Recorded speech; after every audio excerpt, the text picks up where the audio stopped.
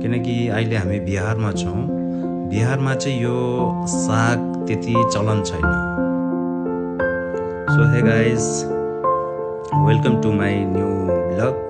आज म तपाईहरुको समक्षमा नयाँ ब्लग लिएर आएको छु। यो हेर्नुस्, यो चाहिँ हो रायो साग। यो रायो साग त मैले लगाएको हो। अहिले मसिनै छ, सानो छ, अब हेर्दै जानु। Several days later. यो हेर्नुहोस्, अहिले यो हेर्नुहोस् कति मजाको भएको छ साग, एकदम हरियो हरियो। एकदम मैले सोचेको पनि थिइनँ कि मतलब यत्रो डरलाग्दो मतलब दामी हुन्छ भनेर, तर एकदम राम्रो भएको छ यो पालि साग। एकदम ठुलो ठुलो पत्ता भएको छ। किनकि अहिले हामी बिहारमा छौँ। बिहारमा चाहिँ यो साग त्यति चलन छैन।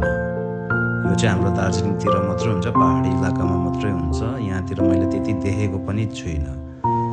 त्यसले गर्दा मैले ट्राई गरेको थिएँ, तर एकदम राम्रो सप्रिएर गयो, एकदम राम्रो भयो। एकदम खुसी लाग्यो। हेर्नुहोस्, एकदम ठुलो ठुलो भएको छ, ठुलो ठुलो पत्ता भएको छ। खै अब हामी त यहाँ स्कुलमा छौँ होइन, बिहारमा हामी स्कुलमा काम गर्छौँ, जब गर्छौँ। त यति डरलाग्दो त हामी खानु त सक्दैनौँ।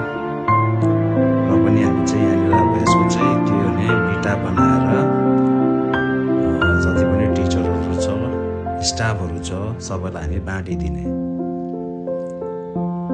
खाओस्, यहाँको मान्छेले पनि खाओस्, राम्रो हुन्छ। अहिले यति टिपेर यहाँनिर भेला गर्दैछौँ। यसको त अब बिटा बिटा बनाएर चाहिँ सबै टिचरहरूलाई बाँडिदिने।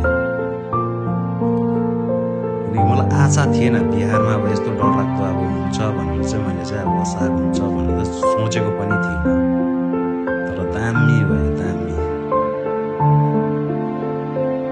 एकदम हेर्नुहोस् न कति ठुल्ठुलो पत्ता भएको छ।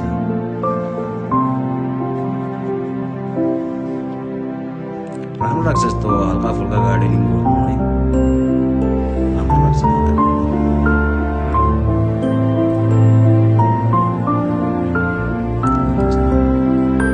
जति टिपे पनि खतमै हुँदैन।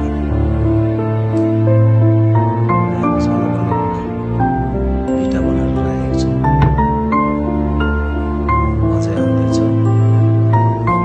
भाइ जारी छ अहिले भनौँ। सब टिचरहरूलाई त बाँडिदिने हो।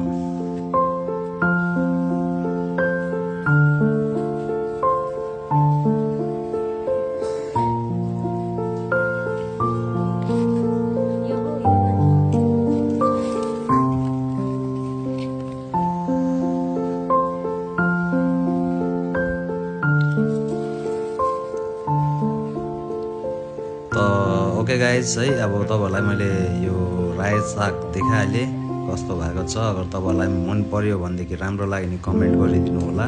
र मेरो च्यानलमा जति पनि तपाईँहरू नयाँ हुनुहुन्छ, सब्सक्राइब जरुर गरिदिनु होला। Thank you so much.